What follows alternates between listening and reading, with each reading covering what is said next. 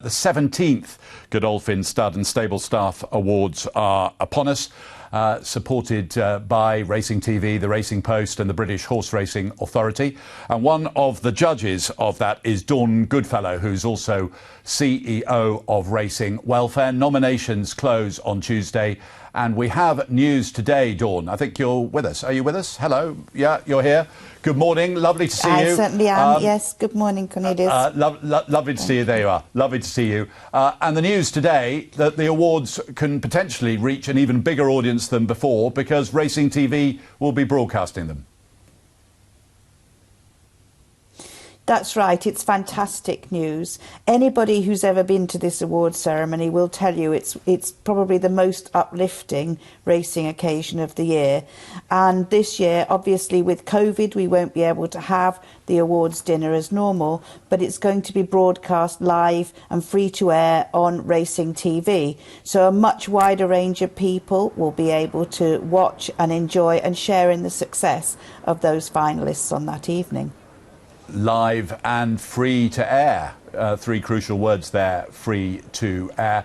And these awards, it's the 17th Godolphin Stud and Stable Staff Awards. They've really become, it struck me, they started, everyone said that's very nice, but they've become a major part of the racing calendar away from the track.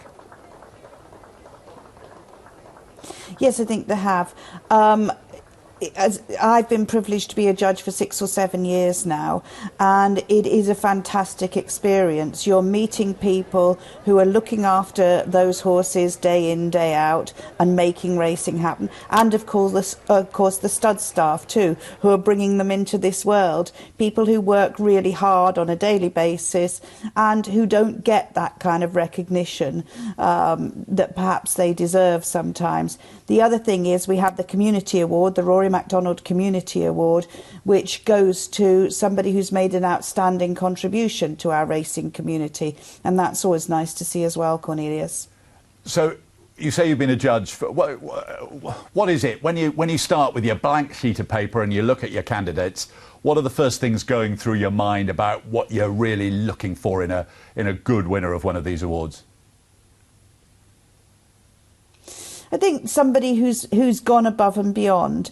And the way that the judging works, there are 12 different judges and there are 3 different rounds. You're paired with somebody different each round, so you get to see a wide range of the candidates. But something that, as I say, makes that person stand out from the norm. And we've seen some tremendous candidates in the past, people who've made a real contribution, not just on their own yards, but maybe to racing more widely as well, but who've looked after a special horse or have come from a small yard where they're doing everything day in, day out. It's all sorts of different things, really. But as I say, just that thing that makes them stand out from the pile. So nominations close on Tuesday. The awards are on the 22nd of February, live and free to air on Racing TV. Before we let you go, Dawn, Racing Welfare's got something on today, hasn't it? The stables in the southwest of England. Oh, right, we've got a helpful graphic. A virtual West Open Day. Talk us through this. Paul Nicholls, John Joe O'Neill, Dan Skelton, Richard Phillips, Francesca Nemo and Charlie Post all involved. Yes, so if you go to our website, you can log on to the virtual open day. There'll also be throughout the day Instagram, and our Instagram's being taken over by different people like Andrea Kelly, who's a travelling head lass, and Newton Abbot Racecourses, but you can see behind the scenes. So all of those yards have put clips in, so you can see the yards themselves, see where the horses that you enjoy watching on a day-to-day basis are trained and how they're trained. And today, when people aren't able to go racing, please log in and enjoy from the comfort of your sitting room. And perhaps donate a couple of quid to Racing Welfare as well. On that topic, Dawn, it's Dave here. We'd be very nice grateful. To see you again. What are the challenges that lie ahead over the next few weeks and months for the industry that Racing Welfare will have to deal with? We're back in lockdown now in England. It's not quite as severe as the first one, but there are myriad challenges, financial and emotional, mental, everything else that will meet those that work in the industry. That's right. So, as you say, we're seeing a lot of people, mental health challenges, like the rest of society. For racing, mental health challenges are big. The fact that we're not looking like we'll have spectators back for some time to come is obviously putting huge pressure on racecourses as well.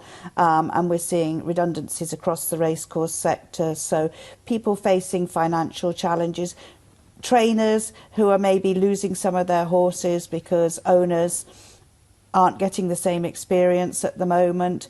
So again, financial pressures there. So we're there to help with those things, help people make sure that they're getting all the any kind of additional statutory entitlement, but also support with things like mental and physical health through our occupational health service too.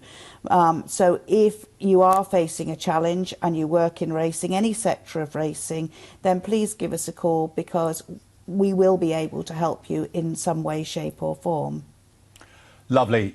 Dawn, thank you very much indeed for joining us and those nominations. And thank you to Godolphin as well, once again, for their support of this important Godolphin Stud and Stable Staff Awards. Nominations close on Tuesday, and the ceremony itself will be on the 22nd of February.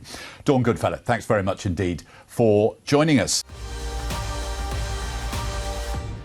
Subscribe to Racing TV to be notified when more Luck on Sunday videos are appearing online. And don't forget to join me for the show every Sunday morning from 9 o'clock with the best guests.